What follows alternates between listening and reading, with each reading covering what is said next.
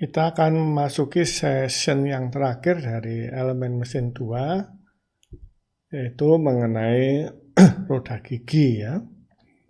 Seperti terlihat pada slide itu adalah contoh-contoh aplikasi roda gigi ya.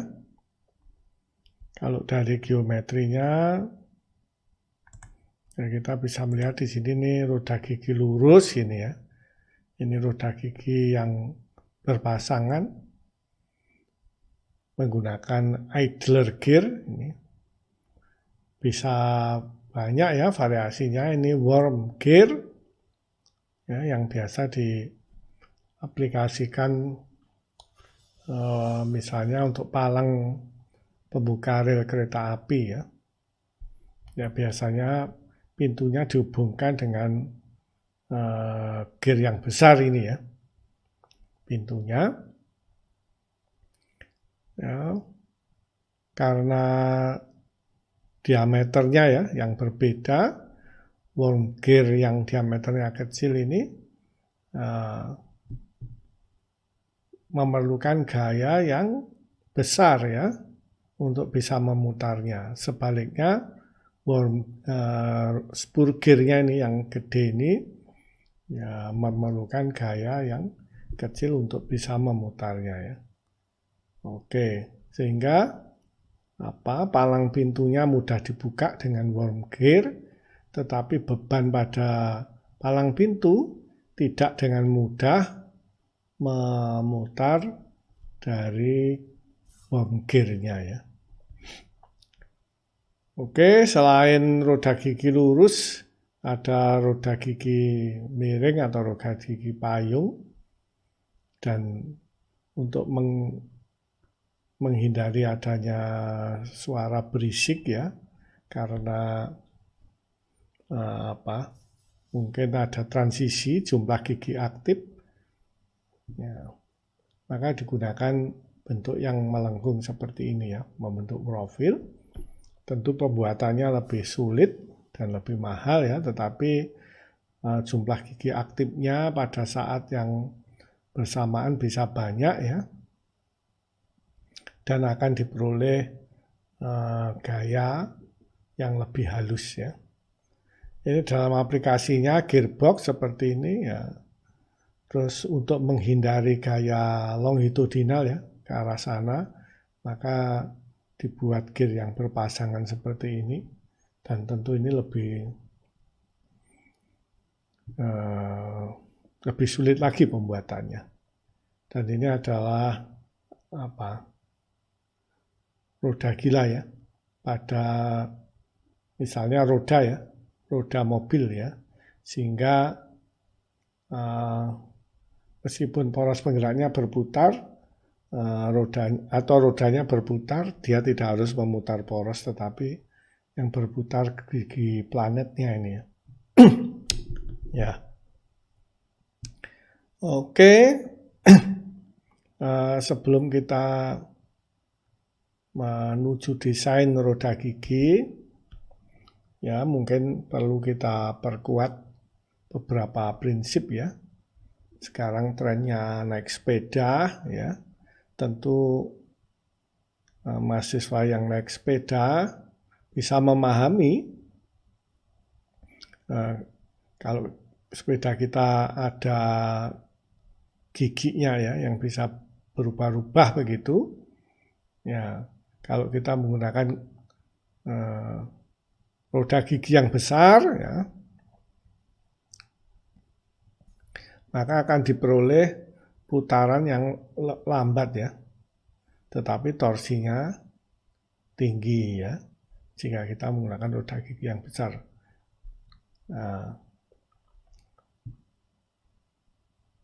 Torsinya tinggi, otomatis kalau kita menggunakan roda gigi yang besar, maka kecepatannya rendah ya.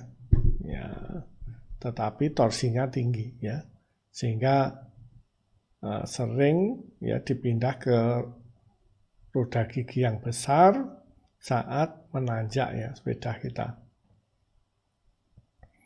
Ya, karena menghasilkan torsi yang besar. Torsi yang besar menyebabkan sepeda tetap jalan ya. Oke. Kecepatan putar yang rendah juga artinya kecepatan karena ini diameter rodanya tertentu ya. Maka kecepatan translasinya juga rendah. Lain halnya kalau kita menggunakan bagian roda gigi yang dalam, artinya kita menggunakan diameter yang lebih kecil ya, maka kita akan memperoleh kecepatan yang tinggi tetapi torsinya rendah ya, atau kalau diperlukan nilai tertentu di sini torsinya, maka torsi di pedal sangat berat ya. Oleh karena itu, itulah yang kita rasakan ya, kalau kita menggunakan roda gigi yang kecil, ya, tentu kecepatannya besar ya, kecepatan putarnya dan translasinya secara otomatis juga besar, tetapi torsinya rendah, sehingga terasa berat yang di sini. Untuk torsi tertentu yang dibutuhkan ya. Oke. Apa itu torsi? Torsi adalah sebuah ukuran gaya yang menyebabkan sesuatu berputar terhadap titik pusat tertentu ya. Oke. Bayangan lain yang mudah adalah kunci pas dan pasangan gear adalah kunci pas yang berpasangan ya. Mungkin ini perlu sedikit dijelaskan ya. Ini adalah pasangan gear gitu ya. Ya, kita bisa mewakili tiap gear dengan sebuah kunci pas ya. Tentu kalau semakin panjang kunci pasnya, maka torsinya semakin besar ya kan. Sama ya, maka ini lebih besar torsinya dibanding yang kecil ini ya. Ya. Oke. Gaya tangensialnya sama di sini ya, tetapi torsi yang dihasilkan untuk gear yang kecil-kecil ya. Kita bisa menganalogikan dengan kunci pas ini ya. Gaya tangensialnya yang diperlukan tentu lebih besar untuk kunci pas yang kecil ya, jaraknya, atau untuk gear yang kecil. Sama di sini, gaya tangensialnya yang diperlukan lebih besar ya, untuk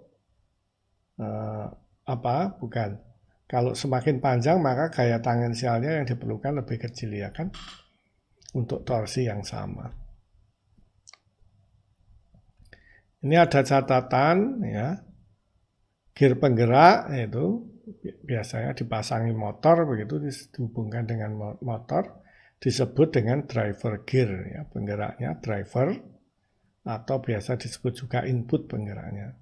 Gear yang digerakkan disebut dengan driven ya, driven yang digerakkan atau output gear ya. Oke.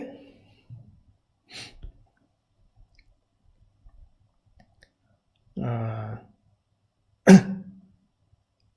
ini ada beberapa rumus ya yang perlu dipahami. Yang pertama adalah gear rasio, atau di sini saya tulis rasio saja ya, yaitu ukuran dari gear yang digerakkan dibagi ukuran gear penggerak ya. Karena ukuran itu sebanding dengan jumlah gigi ya, karena giginya kan sama ya. Untuk gear yang berpasangan itu giginya harus sama, kalau nggak sama dia tidak bisa berpasangan ya, atau biasanya disebut memiliki modul yang sama baru dia bisa berpasangan ya, sehingga ukuran itu berbanding lurus dengan jumlah giginya, karena giginya sama ya, geometrinya katakanlah, sehingga ukuran sama dengan jumlah giginya ya, perbandingan ukuran sama dengan perbandingan jumlah giginya ya. Driven sama dengan output, driver sama dengan input. Oleh karena itu mudah dipahami rumus yang pertama ya. Maka berdasarkan logika-logika apa tadi, kunci pas atau orang yang naik sepeda, maka kita bisa memahami ya bahwa RPM out itu sama dengan RPM in dibagi rasio ya. Atau RPM-nya itu perbandingannya yang in dan out itu sama dengan rasionya ya. Ya kan, mudah dipahami. Jadi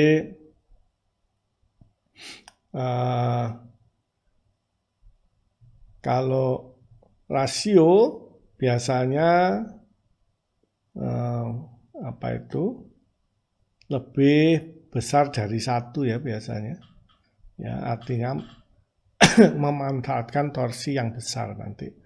Atau dengan torsi yang ada bisa memutar poros dengan beban yang lebih tinggi ya.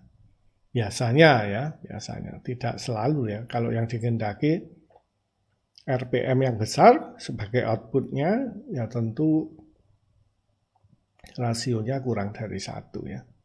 Kalau yang dikehendaki torsi maka rasionya lebih besar dari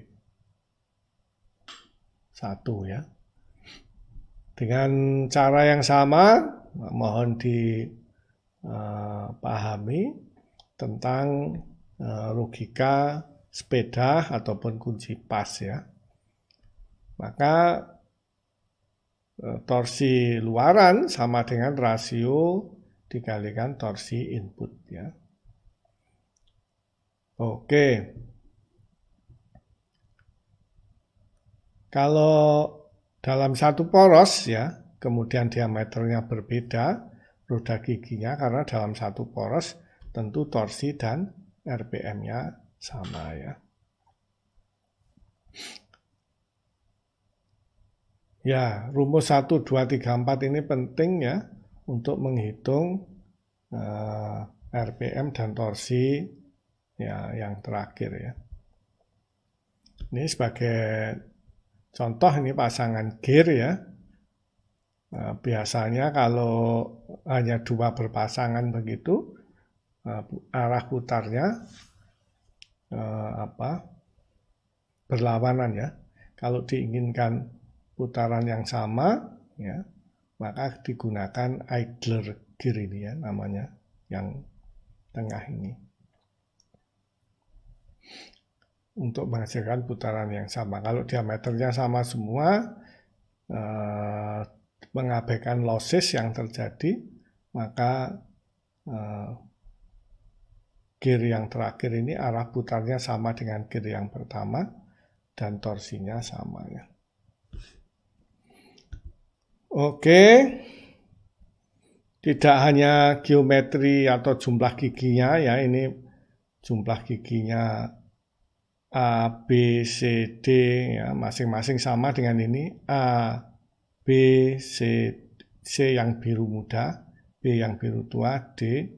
Kalau cara memasangnya berbeda, ya, yang train gear yang seperti ini maupun yang compound ya yang seperti ini. Ya, output terakhirnya berbeda ya, ini gear D-nya ini yang terakhir. Kalau kita menggunakan train gear train, maka 150 RPM outputnya berarti sama ya dengan inputnya. Terus kemudian torsinya 20 Nm berarti ya sama dengan inputnya. Tetapi arahnya ini searah jarum jam misalnya, ini searah ini berlawanan ya. Berarti yang D-nya ini arahnya berlawanan, serta RPM dan torsinya sama. Kalau kita perhatikan yang ini, maka nanti outputnya ini searah jarum kan berlawanan, ini searah ya.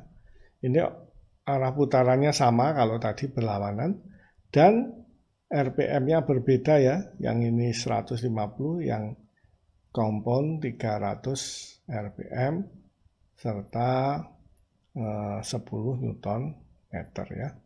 Ini kita bisa menghitung dengan menggunakan 4 rumus tadi ya, 4 rumus sebelumnya.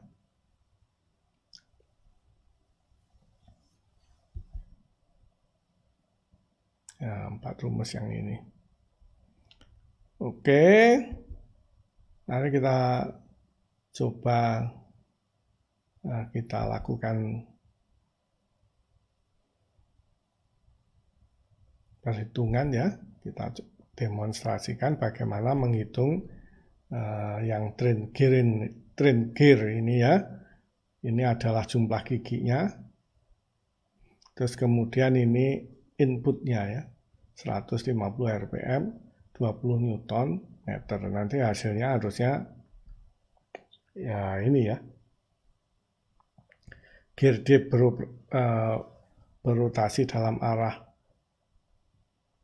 berlawanan ya dan memiliki rpm serta torsi yang sama dengan A ya. Hasil akhirnya harusnya begitu ya kalau kita menggunakan 4 rumus sebelumnya ya.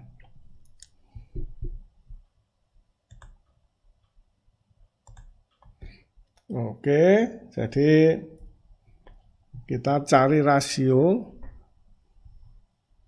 ya. Rasio AB tentu sama dengan jumlah giginya ya. Kita lihat 10 bagi 8 sama dengan 10 bagi 8 ya. Sama dengan 1,25 ya. Ya, kemudian kita menggunakan rumus ya RPMB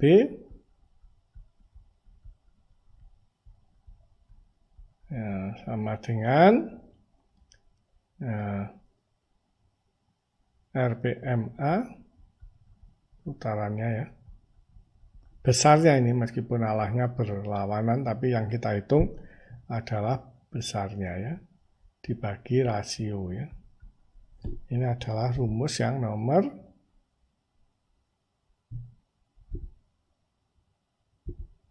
sebelumnya.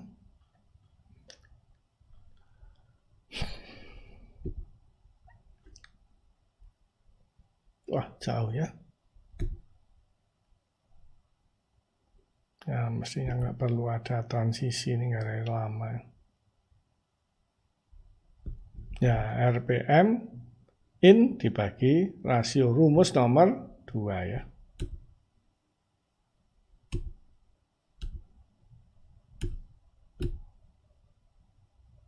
Tuh, bisa dipercepat dengan menekan 2 kali ya. Oke, ini rumus nomor 2, maka sama dengan RPM A-nya sama dengan 150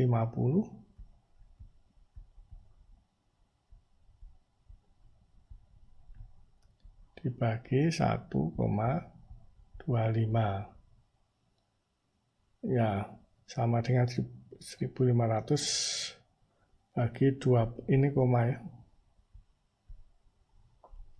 1, ini titik.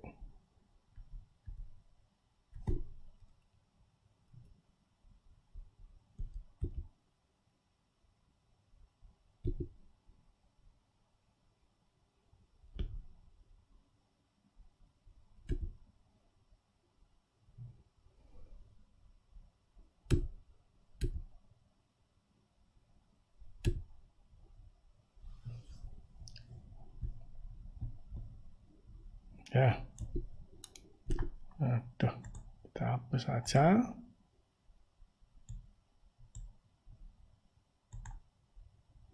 Oke.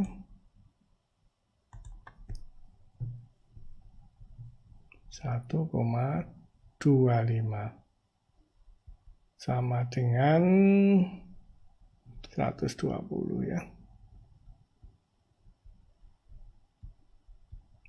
RPM, oke. Terus kemudian torsinya B, kita menggunakan rumus yang ketiga, sama dengan torsinya A, nah, dikalikan rasio ya.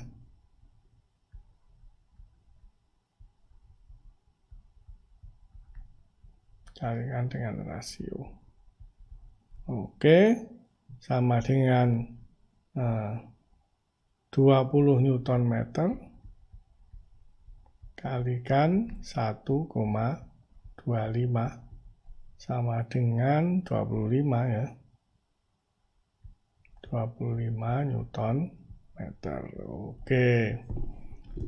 Sekarang kalau kita menghitung berikutnya rasio BC sama dengan jumlah giginya berapa? 20 gigi dibagi 10 gigi sama dengan 2 ya. Kita menggunakan rumus yang sama.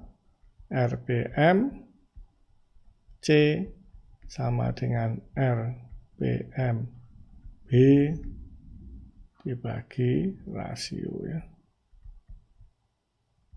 RPM B-nya tadi 120 RPM dibagi dengan rasionya 1,2 BC 2 ya. Nah, maka diperoleh 60 RPM. Gampang kan?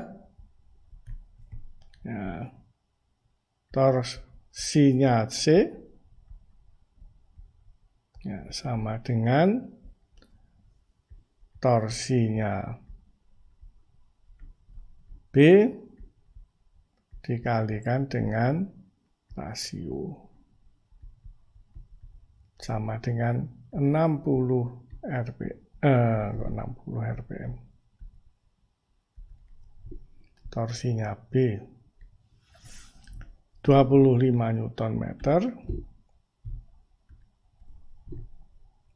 25 Newton meter kalikan 2 sama dengan 50 Newton meter ya.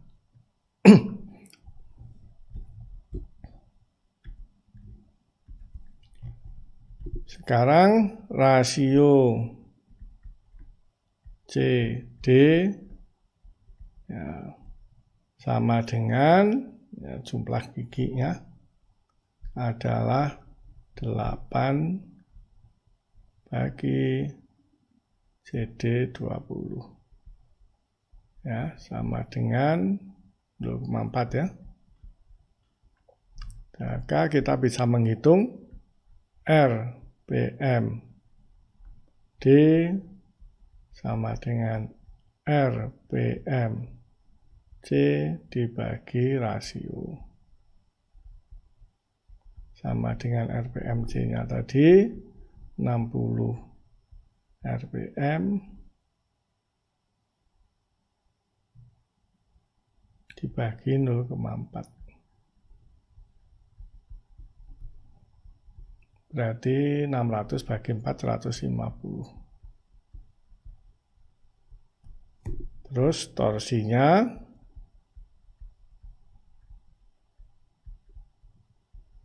sama dengan torsinya D, torsinya C dikalikan rasio sama dengan 50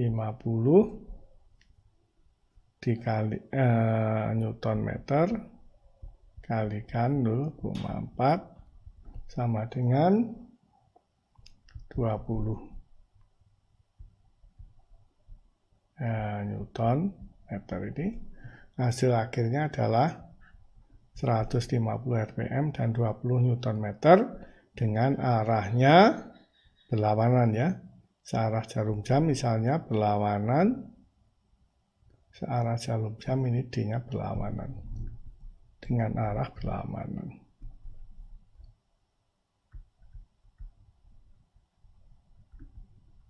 Arah putar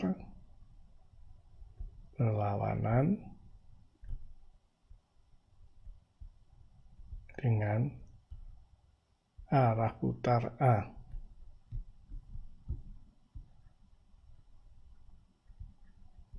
Oke, itu jika yang kita menggunakan ya train, gear train. Berikutnya, bagaimana kita menghitung yang ini ya? Kita demonstrasikan meskipun di situ sudah saya hitungkan. Ya, sama dengan yang tadi ya, rasio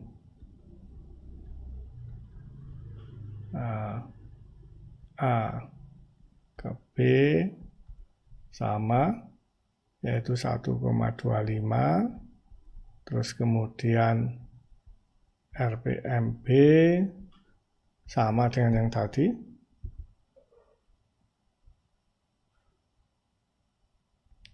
Ya, yang sebelumnya.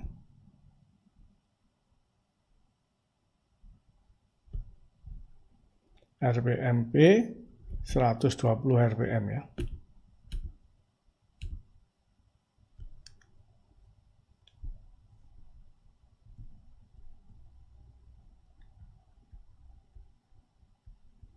Nggak usah ngitung lagi. Torsinya B sama dengan yang tadi.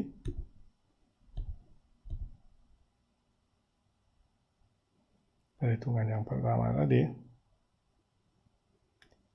yaitu 25 Newton meter.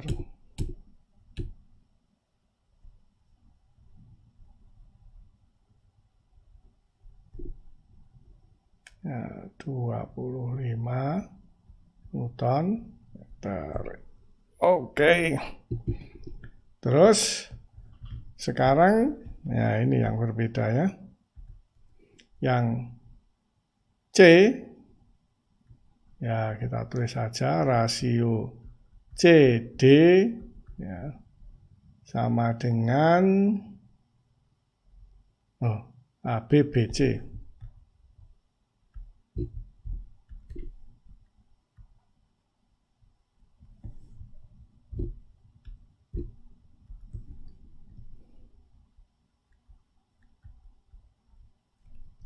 Sama dengan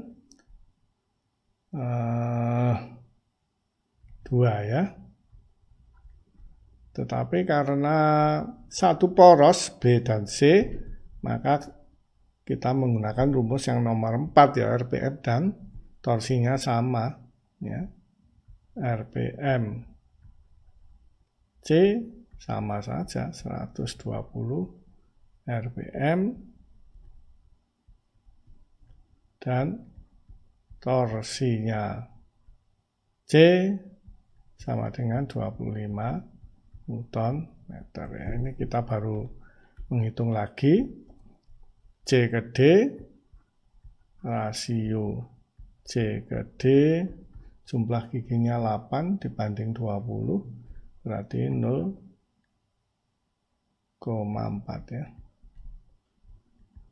RPM D sama dengan RPM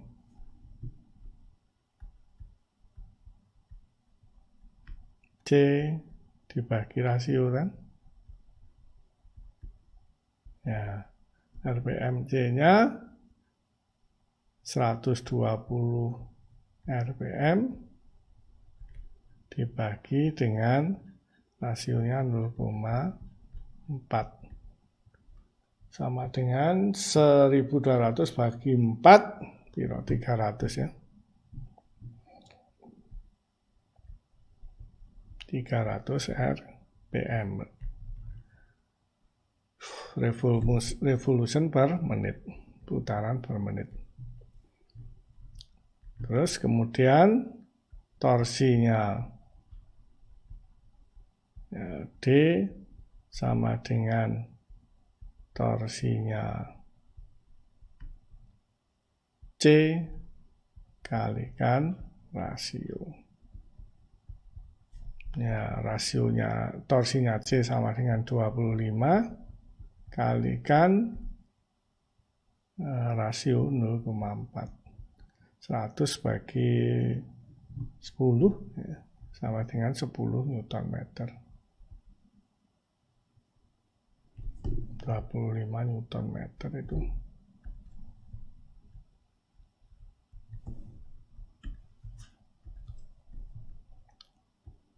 Newton meter kalikan 0,4.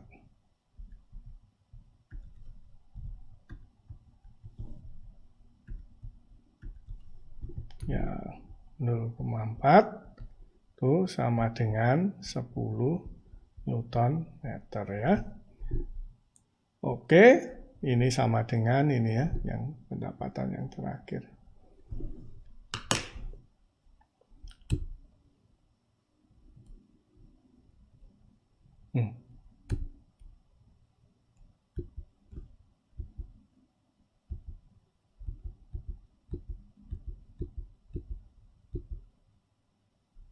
Ya, maka di awal-awal ya sudah dijelaskan ya, kalau kita menggunakan rumus ini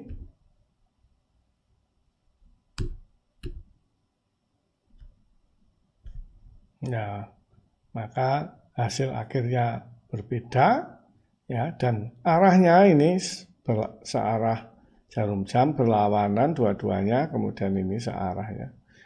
Berarti arahnya sama dan besarnya berbeda ya.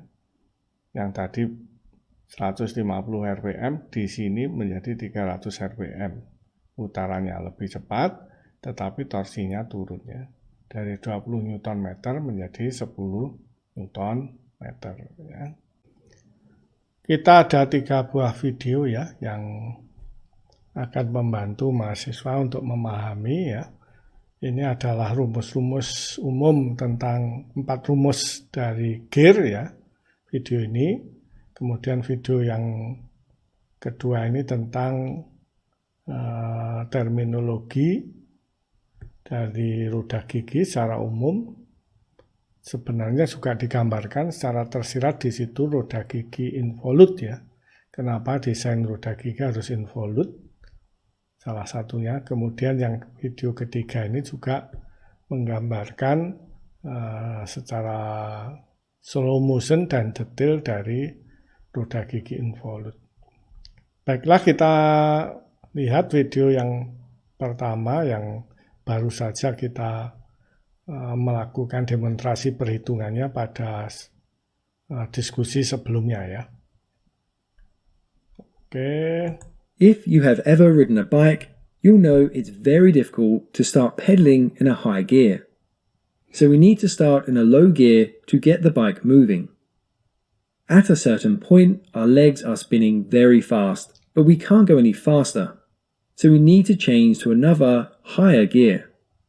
Once we reach a steep hill, we need to move to a lower gear. The same with a car. We start in our lowest gear number and work our way up as the vehicle increases in speed. Then we change down as we drive up a hill. A low gear provides low speed but high torque. A high gear gives high speed but low torque. Torque is a measurement of the force which causes something to rotate around a point. Think of a wrench and a nut which is seized up. Using a small wrench is very hard to free the nut. Using a long wrench will make it much easier. That's because of torque. If we used a 30 centimeter wrench and applied 90 newtons of force, we have 0.3 meters multiplied by 90 newtons, which gives us 27 newton meters of torque. However, if we applied the same 90 newtons of force to a wrench that was 60 centimeters long, then we would get 0.6 meters multiplied by 90 newtons, which gives us 54 newton meters. So from this simple formula, you can see we have more force acting on the nut by using a longer wrench. Essentially, we're using a larger circle to turn a smaller circle. By changing the size, we change the speed and the torque. If we were to connect 2 gears and rotate one of them, then the other gear would also rotate. If we attach the engine to the first gear, then this will be the driver gear, and the other gear is therefore the driven gear. When the 2 gears are the same diameter, we have a 1-to-1 ratio, which means every time the driver gear completes a full rotation, the driven gear also completes one rotation. So the output speed is the same as the input speed. If the driven gear is half the diameter of the driver gear, then we have a 1-to-2 ratio, which means for every full rotation of the driver gear, the driven gear completes 2 full rotations. This means the driven gear is rotating much faster. If the driven gear is twice the diameter of the driver gear, then we have a 2-to-1 ratio, which means for every 1 full rotation of the driver gear, the driven gear rotates only half a turn. So we need the driver gear to rotate twice to complete a full rotation of the driven gear. Notice that the driven gear rotates the opposite way. This is basically a reverse gear. In order to make the output rotate in the same direction as the input, we need to insert another gear which creates something known as a gear train. The middle gear is known as an idler gear. We could add many gears side by side to change the speed and also the output direction, but this will take up a lot of room. So instead, we can mount gears to the same axis and create a compound gear train. This will do the same job, but it will take up far less space. Let's look at how to calculate the RPM and torque of simple gear trains. By the way, you can download an Excel sheet of these calculations. Links can be found in the video description for those. We're going to use the formulas ratio equals teeth of the output gear divided by teeth of the input gear. RPM output equals the RPM input divided by the ratio. And finally, torque output equals the ratio multiplied by the torque input.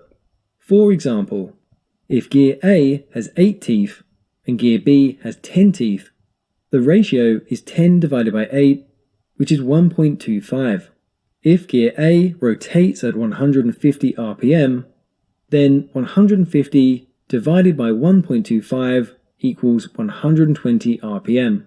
If gear A has a torque of 20 Newton meters, then 1.25 multiplied by 20 gives us 25 Newton meters. This gear will rotate the opposite way to gear A.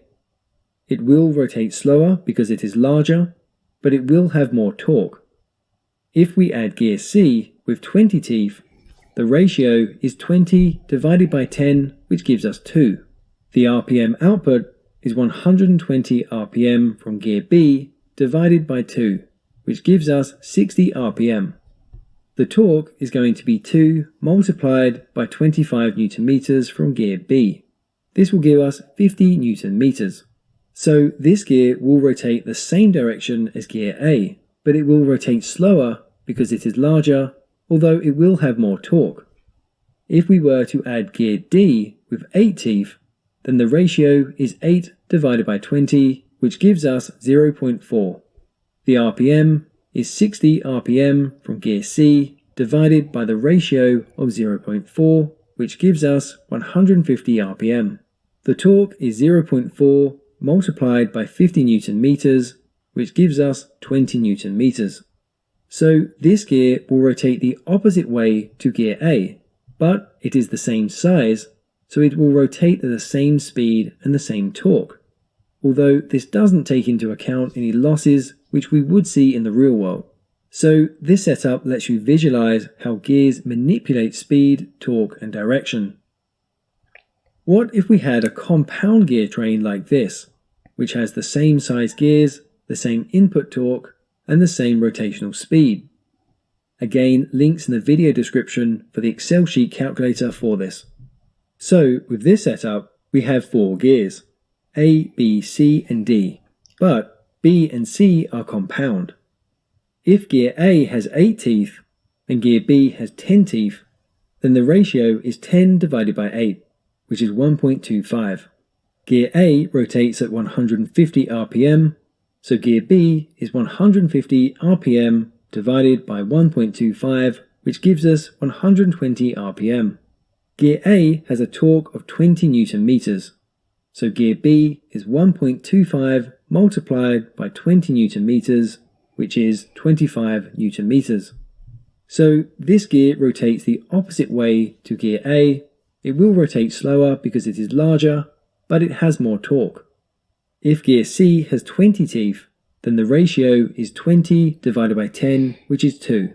The RPM is going to be the same as B, which is 120 RPM, because these two gears are compound and share the same shaft. The torque is also going to be the same as B, so it's 25 Newton meters. This gear also rotates the opposite direction to gear A.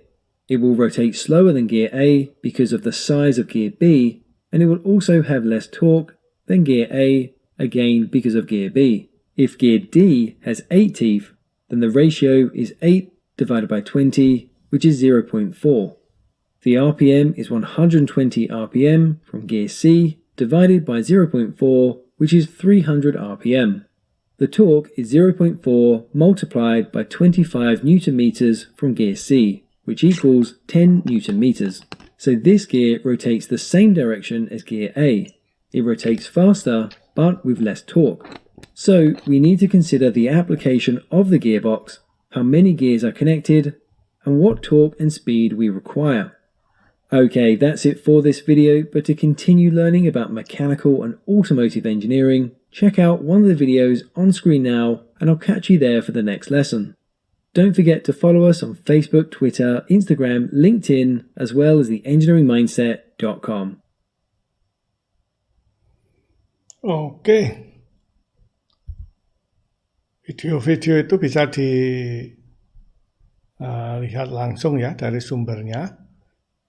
Video yang tadi ini yang pertama, kemudian 2 video berikutnya mendiskusikan tentang yang kedua ini adalah terminologi dari roda gigi, dan yang ketiga ini lebih mendiskusikan tentang roda gigi involute. Sebelum kita mendiskusikan lebih jauh ya tentang desain dari roda gigi, maka perlu dipahami beberapa istilah ya dari roda gigi, terutama roda gigi involute ya, yang banyak digunakan ya. Ini adalah desain dari roda gigi involute. Yang pertama lingkaran yang ini ya, namanya base circle, ini lingkaran dasar yang nomor 2 ini ya, bukan yang paling bawah ini. Tapi nomor 2 dari bawah ini disebut dengan base circle ya. Itu di mana kita mengembangkan profil roda gigi involute ini, yaitu dari base circle ini ya. Ya. Oke. Terus kemudian dikenal juga ini pitch circle ya, yang ini, yang tengah. Ya, ini di mana di tempat itulah profil dari gigi involute nanti berpotongan ya. Jadi kita ini paling penting mungkin pitch circle ini, sehingga diameternya disebut dengan diameter pitch dari roda gigi ya. Itu semua ukuran biasanya didasarkan atas diameter pitch tersebut ya. Oleh karena itu ini penting ya. Selain itu ya, kita bisa mendasarkan perhitungan ini jika berpasangan ya, roda giginya ya, kita bisa mendasarkan perhitungan berdasarkan diameter pitch itu ya. Di tempat itulah ya gigi-giginya akan berpotongan satu dengan yang lain ya. Oke. Kemudian yang ini namanya diameter luar atau addendum ya. Lingkaran addendum atau lingkaran luar ya. Ya, ini yang paling luar ini ya. Kemudian yang dalam ini disebut lingkaran dalam atau dedendum ya. Dedendum circle. atau root circle istilahnya ya, yang paling dalam. Oke. Kemudian roda gigi pasangannya nanti di sini ya, di tengahnya ini ya. Nanti ada clearance-nya ini antara ujung gigi pasangannya di sini ya, dengan root-nya ini ada clearance-nya. Terus kemudian ada thickness, tooth thickness atau ketebalan gigi ya, ini yang arah sini ya.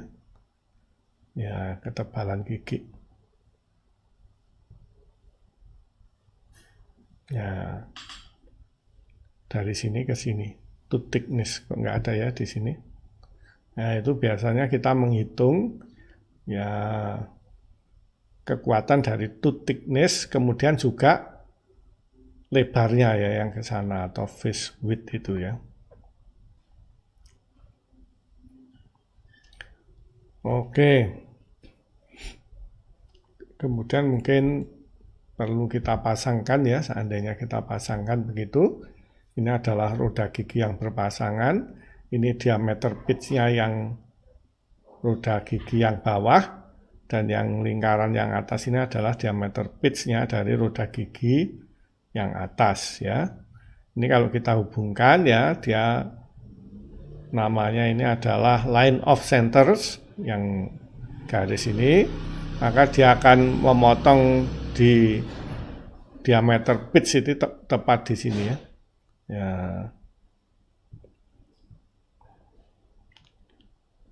Ini namanya pitch point ya, yang merah sebuah titik itu namanya pitch point ya. Oke, kemudian kalau ya ini menarik lagi, ini dua lingkaran dasar ya, di mana ini lingkaran yang base circle-nya yang bawah dan yang atas, di mana profil dari roda gigi involute dibuat ya.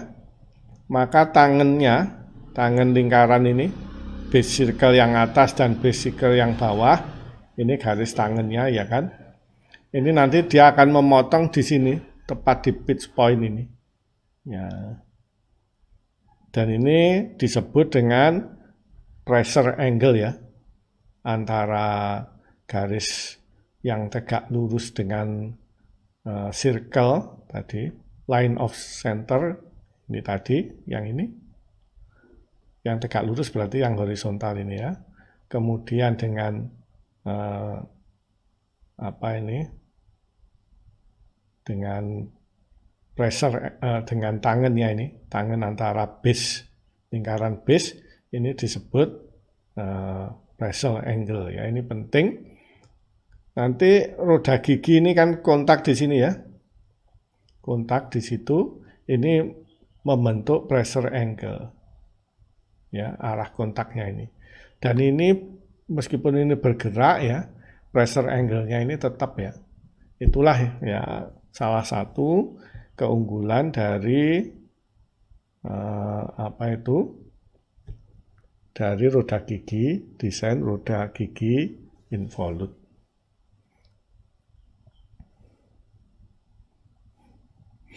Oke,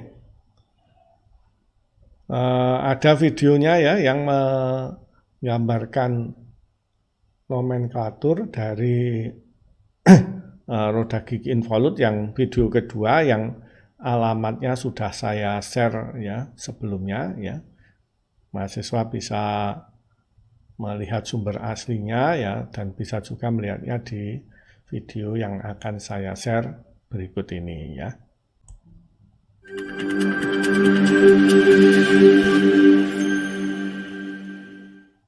The base circle is the gear diameter from which the involute tooth profile is developed. The pitch circle, which is also referred to as the pitch diameter, is the imaginary rolling circle of a gear. The pitch circle dimension is important since the pitch circles of mating gears intersect each other. The pitch circle is also the dimension from which most other gear measurements are made. The line of centers is the line connecting the pitch circle centers of two mating gears. The pitch point is the point of tangency of two mating gear pitch circles through the line of centers. The line of action is a straight line tangent to the base circles of mating gears and passes through the pitch point. The line of action is the path of contact of the two mating involute profiles as the gears rotate. The pressure angle is the angle between the line of action and the line tangent to the pitch circle at the pitch point. The outside circle is the outside diameter of the gear and is also known as the addendum circle. The root circle is the gear's root diameter and is tangent to the bottom of the gear teeth. The root circle is also known as the dedendum circle. The addendum is the radial distance of a gear tooth between the pitch circle and the outside circle. The dedendum is the radial distance of a gear tooth between the pitch circle and the root circle. Tooth thickness is the thickness of one gear tooth measured along the pitch circle. Circular pitch is the length of the arc along the pitch circle between corresponding points of adjacent gear teeth. Face width is the gear tooth width measured along the axial plane. Oke, begitulah ya dalam bentuk gambar dan video dari nomenklatur roda gigi involute. Video berikutnya ya akan didemonstrasikan bagaimana sepasang roda gigi involute ya bergerak ya dalam gerakan lambat ya. Ini adalah roda gigi penggerak yang warna coklat ini, driver gears, dan yang warna abu-abu ini merupakan roda gigi yang digerakkan. Dan ini adalah pressure angle-nya ya. Pressure angle-nya di sini adalah permukaan yang saling bersentuhan ya antara gear ya. Pressure angle-nya ini akan membentuk sudut yang tetap ya dengan garis yang tegak lurus dari center line-nya ini ya. Sudutnya ini tetap di sini akan membentuk sudut yang tetap, yaitu dalam hal ini berapa ini? 20 derajat ya. Baiklah, kita mainkan videonya. Ya, di sini kontaknya ya. Kontaknya di situ ya, sudutnya tetap ya. Ini sudut tegak lurus permukaan ini ya. Ya, dia akan tetap sudutnya. Ini bergerak pelan ya, mungkin kelihatan kan? Kalau gearnya ini bergerak, nah ini.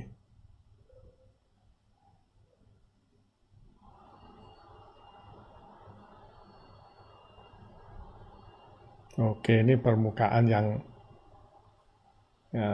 melakukan kontak. Perhatikan bahwa ya, sudutnya akan sudut yang tegak lurus kontaknya, permukaan kontaknya akan tetap ya seperti itu. Ya, itulah salah satu keunggulan gigi involute.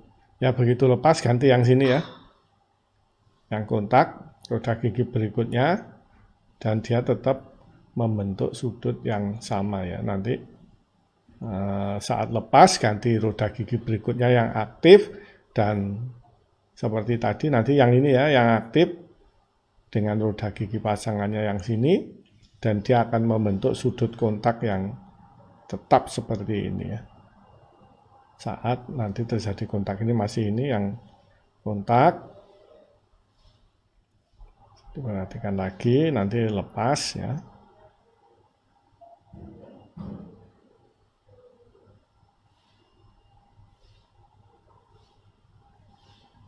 Ya, ganti yang sini yang kontak ya, permukaan berikutnya, dan ini, dan dia membentuk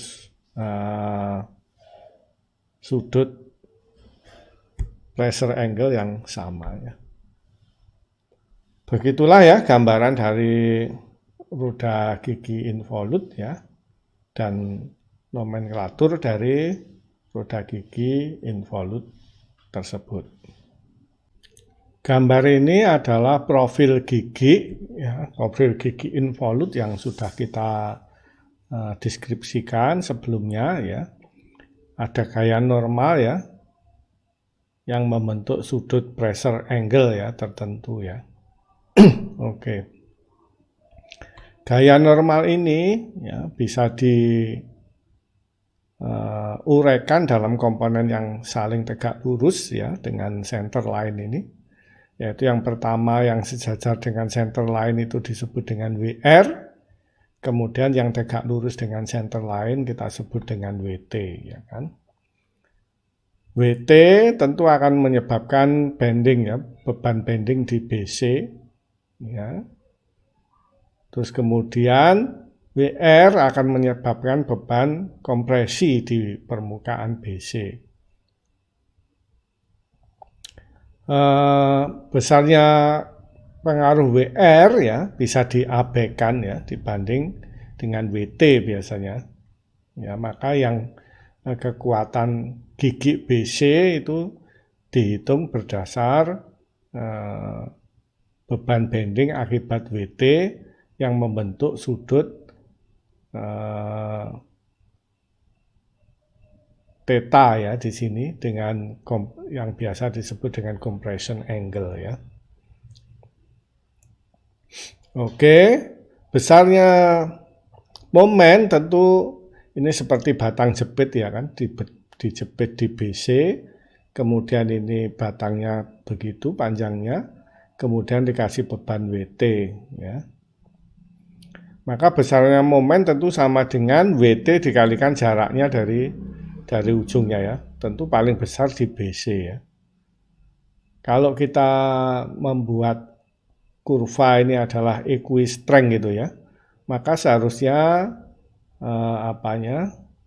lebarnya sama dengan ini ya, lebarnya yang garis merah bintik-bintik itu ya. Pada semua section ya di roda gigi ya yang involute, profil involute seperti ini, semuanya lebih lebar daripada lebar kritisnya ya, yang warna merah. Kecuali di BC ya, di BC ini lebarnya sama dengan lebar gigi sesungguhnya. Oleh karena itu biasanya ya kita bisa menyederhanakan ya perhitungan dengan menganggap ya batangnya seperti ini ya, mudah kan? Batang beam begitu ya dengan overhang H. Nah, kemudian penampang lintangnya tentu sama dengan lebarnya sama dengan B, kemudian tingginya ini sama dengan tinggi dari gigi atau T ya, T kecil. Oke, dan kita nanti menghitung WT-nya dari batang jepit di BC dengan overhang H dengan penampang lintang T dikalikan B ya. Itu nanti yang kita akan pakai sebagai dasar perhitungan kekuatan. Kemudian perlu diingat ya, modul yang merupakan salah satu parameter penting dari profil gigi ya. Semua ukuran biasanya dinyatakan dalam modul ya. Ya, modul itu yang dicari dan parameter dari roda gigi ya modul itu ya. Kita tahu pitch kalau berdasarkan definisi yang sebelumnya ya. Ya. Pitch adalah ini ya. Circular pitch dari sini ke sini. Ya tentu saja karena keliling lingkaran itu adalah sama dengan PD, jaraknya ini, jarak pitch tentu saja sama dengan PD dibagi jumlah gigi ya kan. Semakin banyak giginya, tentu jaraknya ini semakin berkurang. Oleh karena itu Nah, tentu pitch-nya itu sama dengan PD dibagi jumlah gigi atau PD dibagi T besar ya, disimbolkannya. Ya, ini PD dibagi T besar. Kemudian modul, ya karena pi angkanya tidak pernah bulat, 22/7 itu juga pendekatan saja, sebenarnya 3,14 sekian panjang ya. Untuk memperoleh angka yang bagus ya, pi-nya kita hilangkan, diameter dibagi jumlah gigi itu disebut dengan modul. Tentu kita punya hubungan ya, antara pitch dan modul. Pitch sama dengan modul dikalikan pi, ya kan? Oke.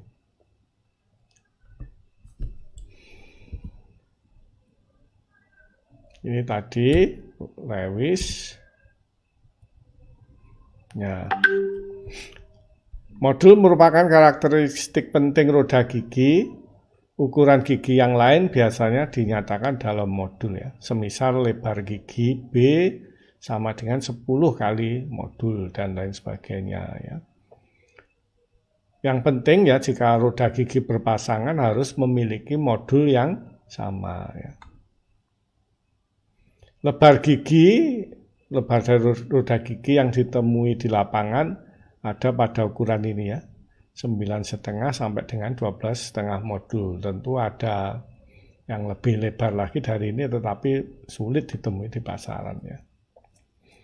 Dan dalam jumlah yang sedikit terdapat roda gigi dengan ukuran lebar yang lebih sempit ya dari yang banyak ditemui, yaitu 6 kali modul. Modulnya ya, ini yang standar Jepang ya, ini dalam milimeter. Ya, sebaiknya kita memilih roda gigi dengan ukuran modul yang ada di pasaran ya. Kalau enggak ya kita harus membuat roda gigi sendiri, dan membuat roda gigi sendiri menjadi mahal ya. Lebih mudah kita membeli roda gigi yang ada di pasaran. Karena kalau diproduksi dalam jumlah besar ya, harganya juga bisa murah ya daripada memproduksi single part seperti itu. Ada seri 1, seri 2 ya yang lebih halus ini, dan seri 3. Nggak usah dihafalkan ya, kita lihat saja ya di dalam tabel.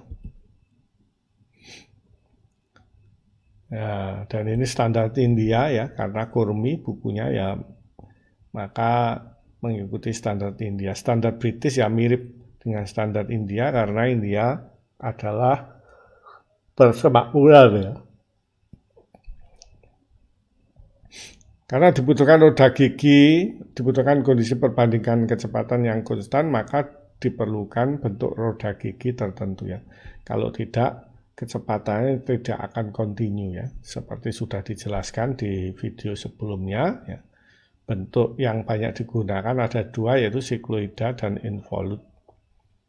Yang banyak ditemukan di lapangan adalah 14,5 derajat compression angle-nya composite, 14,5 derajat full depth involute, atau 20 derajat full depth involute, dan 20 derajat stub involute.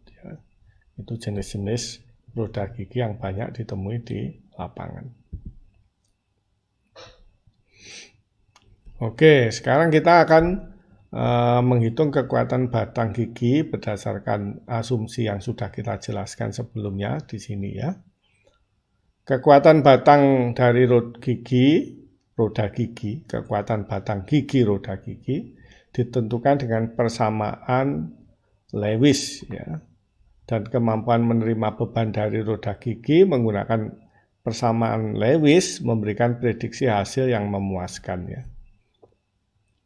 Ya, selama ini ya sudah banyak dipakai ini, lebih banyak empiriknya sih ya.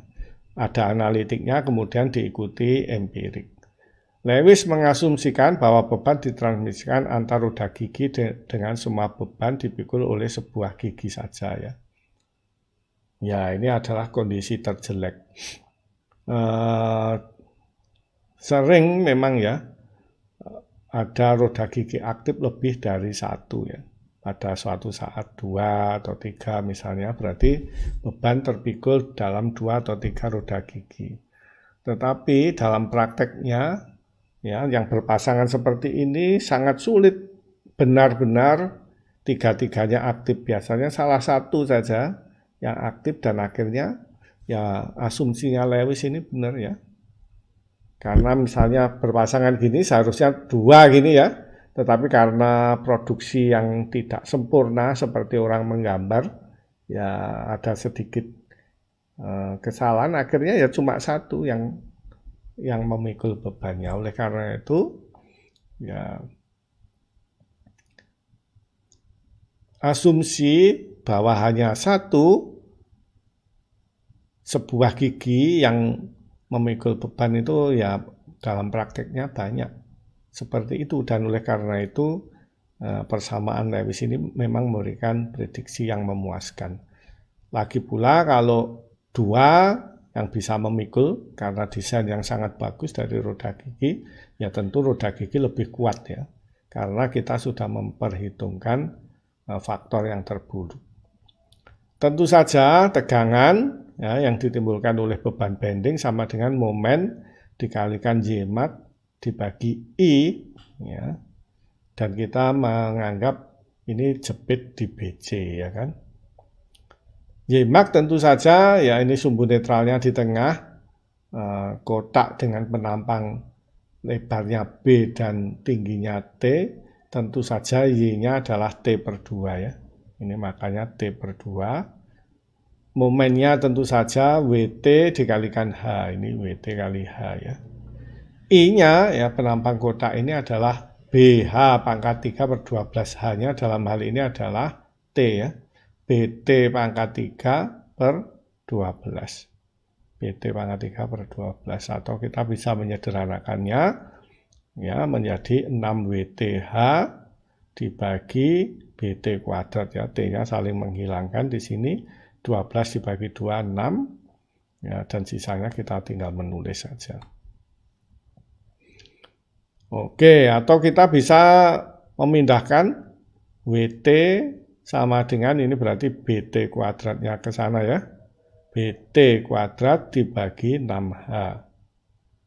Ya, T dan H merupakan faktor geometri dari gigi yang tergantung faktor dari roda gigi ya, faktor geometri dari roda gigi yang tergantung jenis profil yang dipilih ya, T kuadrat per 6H. Misalnya involute ya, maka T kuadrat per 6H ini memiliki nilai tertentu yang biasa disebut faktor bentuk Lewis ya. Dan ukuran karakteristik gigi ya. Misalnya modul, jumlah gigi, dan sebagainya ya. Oke.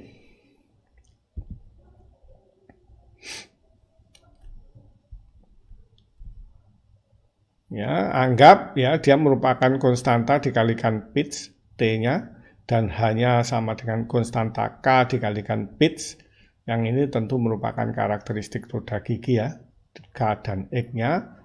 Maka gaya tangensial tadi bisa kita tulis ya, karena kan tadi T kuadrat maka X kuadrat pitch kuadrat dibagi 6 T kuadrat dibagi 6H ya tadi ya. Ya maka ya kita ganti dengan KPC 6H ini KPC. Maka pitch-nya bisa saling menghilangkan, yang pitch kuadrat dibagi pitch menjadi PC ya. Ini sigma kita pindah, B kita pindah, terus X kuadrat dibagi 6K ya. X kuadrat 6K, X dan K-nya merupakan karakteristik gigi. Nilai X kuadrat plus bagi 6K itu dinyatakan dalam faktor Y. Ini faktor Lewis atau faktor bentuk gigi ya.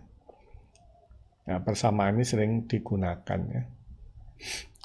Jika diameter roda gigi diperbesar asal jumlah giginya tetap, nilai T dan H nilai TH dan pitch akan berubah secara proporsional ya. Nilai X dan K tidak berubah sehingga karena dia merupakan karakteristik gigi ya, yang tergantung jumlah gigi saja ya. Asal jumlah giginya tetap, ya X dan K tidak berubah. Ya, cuma membesar begitu saja seperti di scale. Jadi faktor bentuknya tidak berubah kecuali jika jumlah giginya berubah. Oke. Faktor Lewis, faktor bentuk tadi ya. Setelah alih-alih kita menyatakan dalam X dan K, ya lebih mudah dinyatakan ya untuk involute itu dinyatakan dalam fungsi jumlah gigi ya kan. Tadi karena X dan K tergantung jumlah gigi, demikian juga harga Y ini akhirnya tergantung jumlah gigi. Ya, terus setelah dilakukan pengujian secara empirik ya, daripada menuliskan dalam bentuk yang sulit X kuadrat per 6K, maka dinyatakan dalam bentuk Lewis ya. Faktor Lewis ini tentu empirik hasilnya. Tergantung profil giginya ya, maka faktor Lewisnya menjadi persamaan empiris seperti yang di kolom kedua ini ya. Oke. Kemudian ya, yang penting sigma kali Y, kemampuan memikul beban ini kan B-nya tentu sama ya. Roda gigi yang berpasangan, B-nya tentu sama lebar giginya. Kemudian pitch-nya tentu sama, ya, karena modulnya juga sama. Pitch sama dengan modul dikalikan pi, berarti pitch-nya sama. Roda gigi yang berpasangan, tinggal sigma dikalikan Y yang menentukan ya faktor kemampuan memikul beban ya. Maka bisa dikatakan hasil perkalian sigma kali Y karena B dan pitch-nya sama menunjukkan kekuatan relatif roda gigi ya. Yakni yang memiliki nilai lebih rendah merupakan roda gigi yang lemah ya, karena kemampuan memikul gaya tangensialnya rendah ya. Ya, maka dasar perencanaan ya didasarkan pada roda gigi yang berpasangan ya, misalnya yang kecil itu biasa disebut pinion, yang besar itu disebut gear ya. Maka ya kita evaluasi bahan dari gear dan pinion itu memiliki sigma tertentu, kemudian faktor Y, faktor bentuk Lewis Y-nya ya juga tertentu tergantung profilnya ini ya. Maka perkalian sigma kali Y kita pilih yang kecil ya, yang kita jadikan sebagai dasar desain. Kemudian kita nanti mencari modulnya dari persamaan Lewis ya. Perhatikan bahwa faktor Y ini selalu lebih kecil dari 1 ya. Sehingga untuk WT tertentu karena dikalikan lebih kecil dari 1, bahannya harus lebih kuat jika kita tidak mempertimbangkan faktor bentuk ya. Ya, oleh karena itu atau ya gaya yang dipikul untuk bahan tertentu diperkecil dengan faktor bentuk Y. Oke. Koreksi tidak hanya diterapkan berdasarkan bentuk ya. Ternyata ada faktor dinamis ya. Pada beban dinamis perlu dipertimbangkan faktor keselamatan akibat kondisi aktual dari roda gigi ya. Beban dinamis ini perlu dipertimbangkan juga. Pada dasarnya faktor keselamatan itu diperlukan karena ketidaksempurnaan pembuatan roda gigi dan kondisi operasi. Antara lain ketidaksempurnaannya ya, ketidakakuratan tooth space yang bawah itu ya. Kemudian ketidakakuratan profil gigi ya tentu saja. Kemudian kalau ada beban bending maka akan defleksi ya kan, meskipun sedikit ya. Ya defleksi itu menyebabkan ketidaksempurnaan lagi ya. Pendekatan yang paling mudah adalah dengan mempertimbangkan faktor kecepatan CV. Ya. CV tentu diharapkan lebih kecil dari 1 ya. Dan nanti kita koreksi lagi ya, kemampuan beban memikul gaya tangensial dengan CV. Yang secara umum untuk roda gigi berbahan logam dapat dinyatakan sebagai ini ya.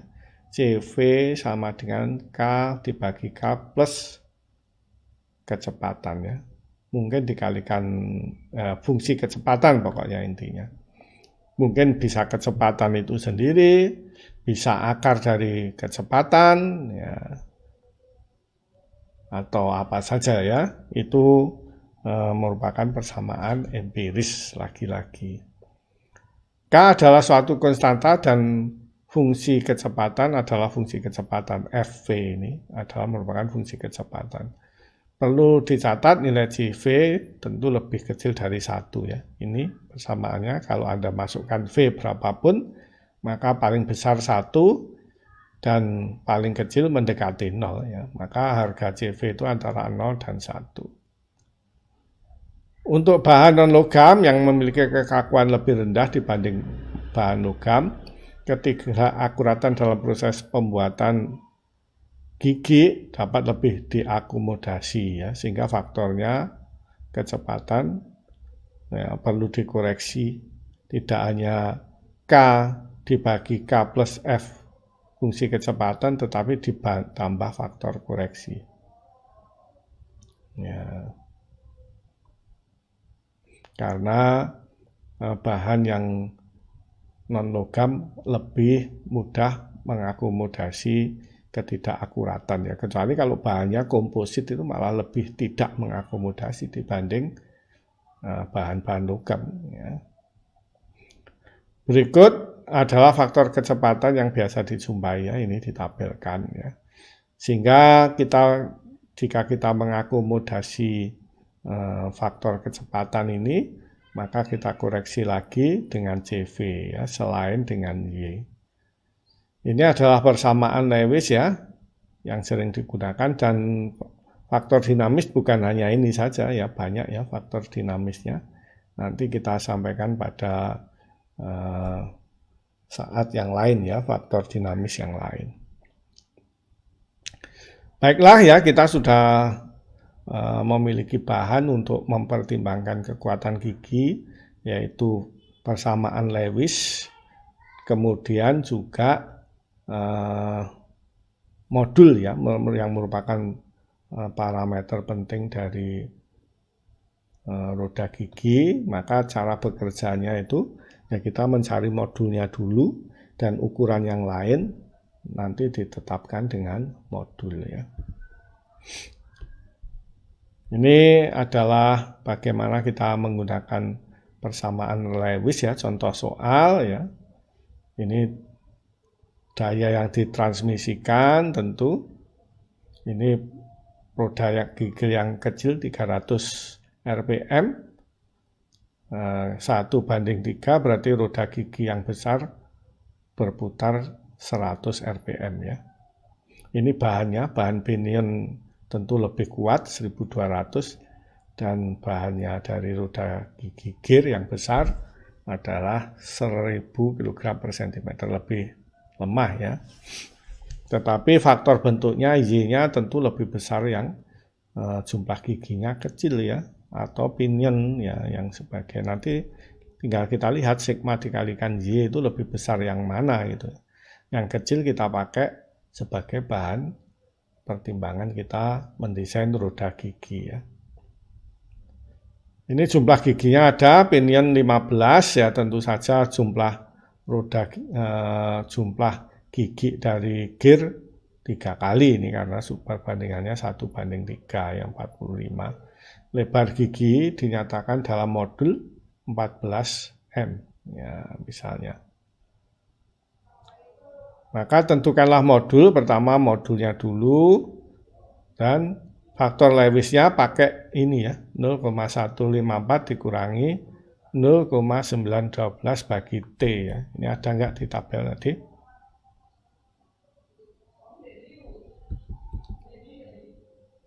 Ini ya, ada ya 0154 pakai yang berarti roda giginya 20 derajat involute, ya, maka menggunakan faktor Lewis yang baris kedua.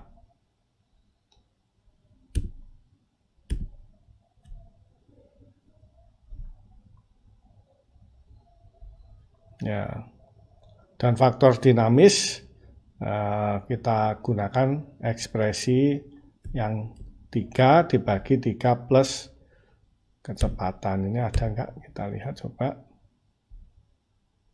Oh, ada ya.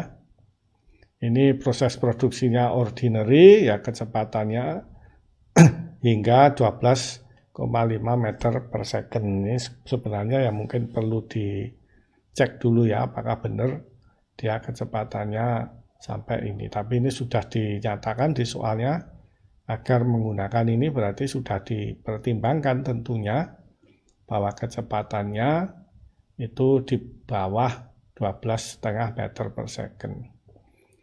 Ini ingat ya, satuan dari kecepatan harus dalam meter per second ini kecepatannya. Kalau dalam satuan yang lain ya harus dikonversikan ya untuk memperoleh faktor kecepatan sesuai tabel ini ya. Dikonversikan kecepatannya dalam meter per second. Oke, ya nanti kita akan demonstrasikan bagaimana kita menyelesaikan soal ini dengan menggunakan karakteristik dari roda gigi yang penting yaitu modul, dan kita menggunakan persamaan Lewis.